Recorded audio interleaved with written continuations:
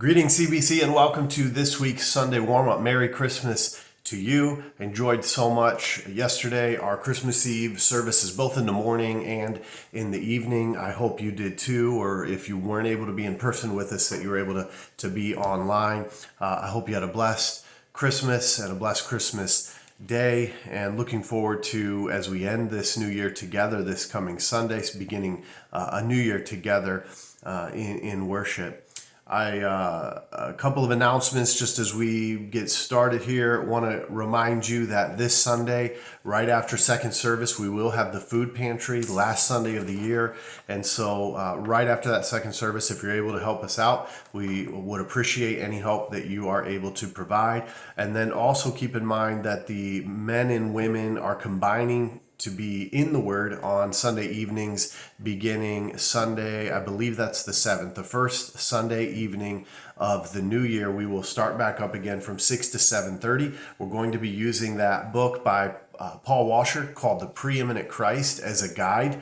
It's a pretty short read, so it'll just be a guide for us. Maybe 2, maybe 3 pages a week is all we'll be looking at, and using it as a place to kind of springboard into some discussion topics related to the gospel of Jesus Christ. I was able to get a bulk order on those books. They're normally $20, but with the bulk order, I could get it for $10. So it's $10 for the book if you'd like one. If you're not going to attend the class, I got quite a few of them, so feel free to grab one. Even if you can't attend the class, grab one of the books. Let me know if you would like one, even if you can't attend. All right, just quickly for this week, I wanted to give you some updates still on Monday as I normally do, so that you would have those for this week. We're going to begin this week a short 3-week series on the book of Jude. I've really loved the last time that we looked about a year ago, the book of Jude. We did it in 1 week.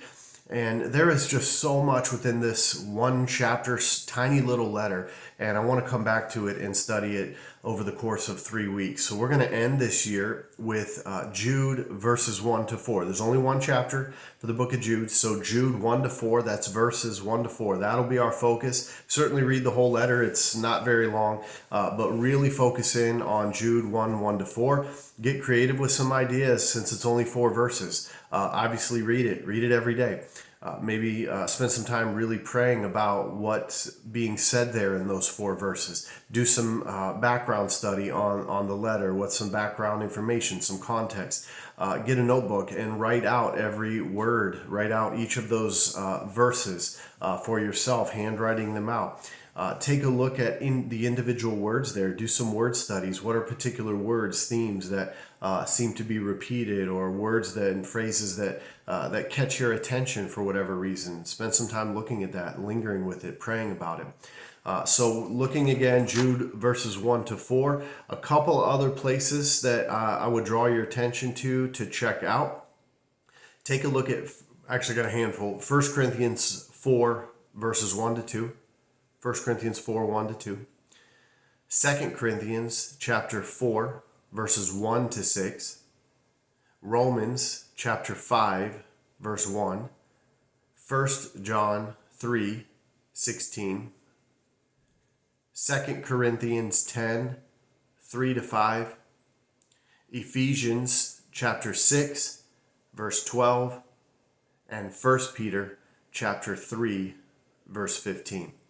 A lot of references there, but each of them are only just one to just a few verses. So it's still not a lot of reading for this week, but there's just so much information and study notes chalked into this short little letter that it just brings to light so many other scriptures. And then over the next couple of weeks, as we begin the new year, Jude uses just tons of Old Testament references, and that's why I wanted to spend some time walking through this book real slowly, so that we can look at each part of this letter and maybe spend a little bit of time, especially in the next couple of weeks, with some of those Old Testament references that he mentions that we might just gloss over, and maybe it's been a while, or maybe we've never read some of those stories. So we're going to really spend some time over the next 3 weeks. That'll take us into the second Sunday of the new year, and then beginning on the third Sunday of the new year, through July is how I have it tentatively sketched out. We're going to be in the book of Romans.